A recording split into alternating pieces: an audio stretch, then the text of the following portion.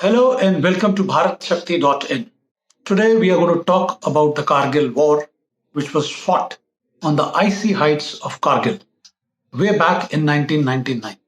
It's been 21 years, and we know what kind of valor and courage our soldiers, the Indian Army braves, displayed in uprooting the Pak Army, which had come and occupied the heights of Kargil. The operation, known by the name Operation Vijay and Operation Safed Sagar, was conducted by Indian Army and Indian Air Force. But not many people know about the role of the Indian Navy, which also conducted an operation concurrently known by the name Operation Talwar. Indian Navy mustered its might under Admiral Sushil Kumar, who was the then Chief of the Naval Staff, and it's known the world over that we seized the initiative. The Western Fleet was moved to the front, and the Eastern Fleet also was moved on the Western seaboard, and all the assets were deployed well all over the Arabian Sea and were poised to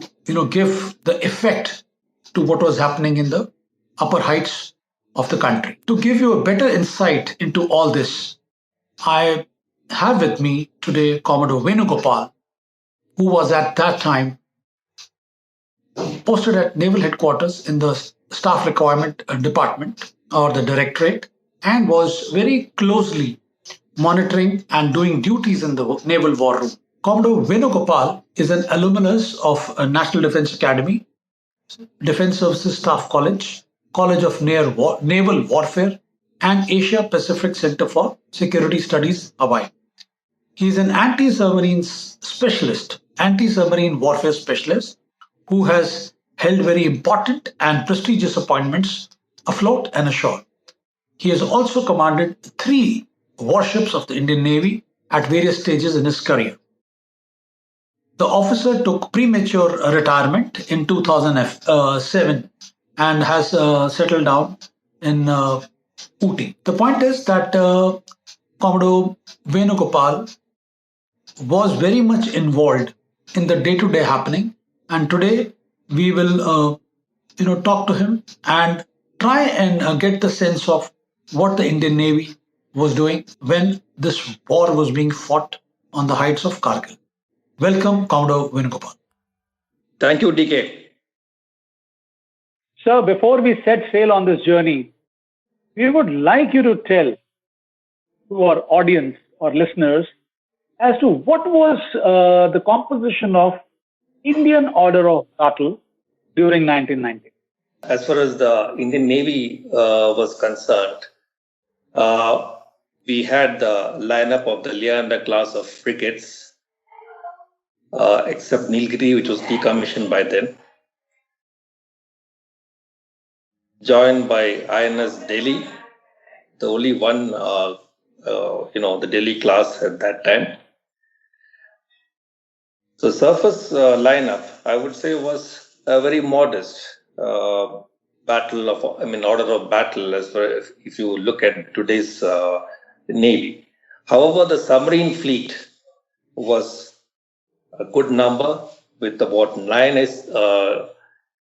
EKMs and 4 SSKs, out of which I will not go into the details of how many were operational and how many were deployed, etc. But I would say confidently that we had about 70% of submarines operational and deployed for the operation. Unfortunately, the carrier was in dry docks during that time, but the Navy always had an alternate plan to cater to any eventuality in absence of a carrier also. On the other hand, the aircrafts of the carrier squadron was utilized effectively along the LOC during the Kargil operations. Yes, sir. Yes, sir. The Eastern Fleet was deployed on the west, primarily consisting of the Commodore class of ships, 2 Leanders, which were positioned in Eastern Naval Command, the LSTs, and they were all augmented by the Coast Guard assets in the Western Seaboard as well, In all, we had about 50 odd ships positioned or rather deployed for an exercise which was happened to be a coincidence during that time. It was a summer when the fleet, both the fleets had mobilized and they were operating in North Arabian Sea.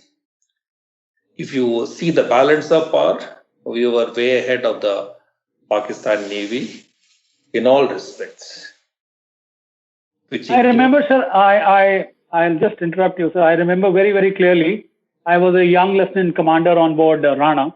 And as you have brought out very correctly, sir, when the Eastern Fleet moved under the flag officer commanding Eastern Fleet, Rear Admiral Barry Burton. So we were the flagship, and Rana, Ranjit, and Rajput were mobilized as the frontline warships. And I remember we were loaded up to the P and moved across, and we had one stopover at Cochin, and then we were deployed. And during that time, we were doing in and out of Bombay Harbor. And so all those details I'm going to ask you, sir. So tell me, sir, when all this was happening, what were the mobilization plans? What were the thinking of Indian Navy? What were we poised for? What was the task given to you guys? Because you were the ones who were handling this very closely from the war room. In fact, you had the plans absolutely clear with you, whereas we on board who were deployed were waiting for instructions, and we used to abide by the instructions which used to come from the war room where you were doing the duty. I would say that the role of the Indian Navy was primarily strategic in nature for Kargil operations, and it was quite a departure from the old line of thought what Navy was tasked upon during the 71 or the earlier operations. This was a departure, as I mentioned, was a variant or as a strategic variant from the strategic restraint that India has always shown against sub-conventional provocations by Pakistan. By early June 1999, I would say that the task force had deployed and seized the initiative in North Arabian Sea. Most of it have gone unnoticed, primarily because the Navy was ready for action. Units were deployed. However, we were awaiting the political clearance to get into active operations.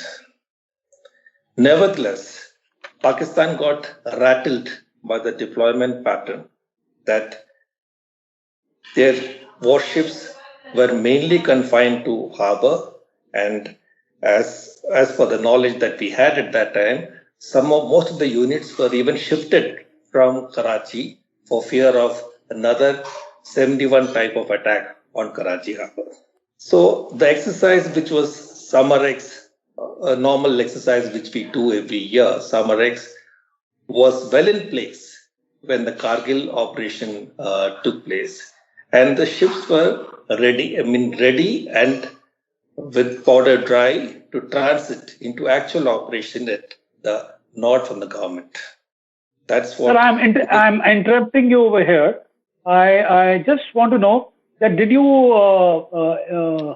did the Indian Navy issue the signal for maritime exclusive zone, like the thing which is a prelude to a blockade? Were we planning on it, or we had done it? Did we execute that, or? No, I don't think, I don't remember to have executed that, But so when 50 ships of Indian Navy were roaming around in the Northern Arabian Sea, the trade must have seen it, and the word would have gone across that something is happening, and the whole Indian Navy is in full strength. I remember the tankers were operating in the Gulf of Aden. The fleet was like a two-pronged attack kind of a scenario was building up. The ships, the destroyers, the Godavari class, and you name it. The Ks were also there in Bombay that time, the Kukri class, and the Petias were kept for some other task. So what kind of message had gone out, and what were you guys assimilating in the war room? That how, so this is, I'm now taking you towards the psychological warfare that, we have only It was only a maneuver happening in the Northern Arabian Sea. But what kind of an effect did it cause on the psyche of our enemy? Like what late Admiral Sushil Kumar quoted in his book, that by 1999 June, the Navy had seized the initiative in North Arabian Sea, which primarily kept the Pakistani ships well contained in their harbors. More than that, the fear of a trade warfare was looming in, and Pakistan's tankers had to be escorted from the Strait of Hormuz to their destination ports in Pakistan. So, without even declaring a MEZ, we had achieved the desired objective of psychologically maintaining a MEZ on the enemy. And also, sir, please tell us that when the fleet was brought in to Cochin, and all the ships were put alongside each other, and a aerial photography done of all the destroyers, all the 5 destroyers, and it was released somewhere in the Middle East. What was the message behind that? This is a deliberate effort to, as a part of information warfare, that the ships were photographed in Cochin, and it was circulated amongst the foreign dailies also, which made the necessary impact. And I would say one of the first acts of information warfare that the Navy has undertaken post in the recent times. I would call that Kargil as still recent times, when we started off with an information warfare, and when we did more of this nature later on, which we can subsequently talk of. Yes, sir. Sir, also tell me, so what was like when all these things were unfolding? Of course, unfortunately, we were also having losses of life. How was the morale of the Indian Navy when this saga was unfolding? Like the action started in somewhere in early July. I remember very clearly what the message to the powers in Delhi, that Navy was always ready and the morale was very high as far as our officers and men were concerned. And the ships were ready in all respects to face any eventuality. Anything else you want to add, sir? I mean, said you people have seen it. We were just greenhorns in the Navy, but people would every year when we celebrate the Kargil operations victory, somehow we feel that Indian Navy, which had done a great kind of a maneuver and had put a lot of pressure on it. What could have happened if the Navy would have been brought into the scene? Let's do some crystal gazing, and can you throw some light that the way we were poised in the North Arabian Sea, what all actions Navy could have taken? Can I take you back to the harbor for a moment? Yes. Well before commencement of Summer X, the Naval Armament Depot, the Torpedo Preparation Workshops, INS Tunir, all these 3 establishments were working 24 hours to prepare the ordnance for an operation. Missiles getting ready, torpedoes getting ready, and also the NAD when it's full function. So we were prepared fully to have a short conflict. Okay. And our strategic oil reserves also ensured that we could have survived a limited war. But what kind of, we would have done a repeat of 1971? We would have pounded the ships over there, or we would have, done something more than that? And also, sir, please also tell us that Pakistani Navy is more of a sea denial Navy. So what kind of precautions did we take outside our major harbors? Because thinking and knowing fully well that these people are more strong in the subsurface arm rather than on the surface. See, when you look at Pakistan then and now, when you look at Pakistan closely, the main threat comes from their submarine arm. And Kargil, yes, main threat was the submarine arm. And we were fully prepared for that because we had a good number of submarines operating at sea at that time in free patrols and ready. Now, the philosophy of war would have been probably different. We may not have gone in for a sneak attack like the 71 or something, but we could have definitely ensured that they're economically choked in such a way that they will not be able to sustain the war. Because in one occasion, the Prime Minister Nawaz Sharif admitted that he had just about 6 days oil reserve to fight the war, if at all it happens. And that is probably one of the reasons why why I would say Pakistan decided to back off and, come onto line to ensure a kind of a respectable exit from the operation.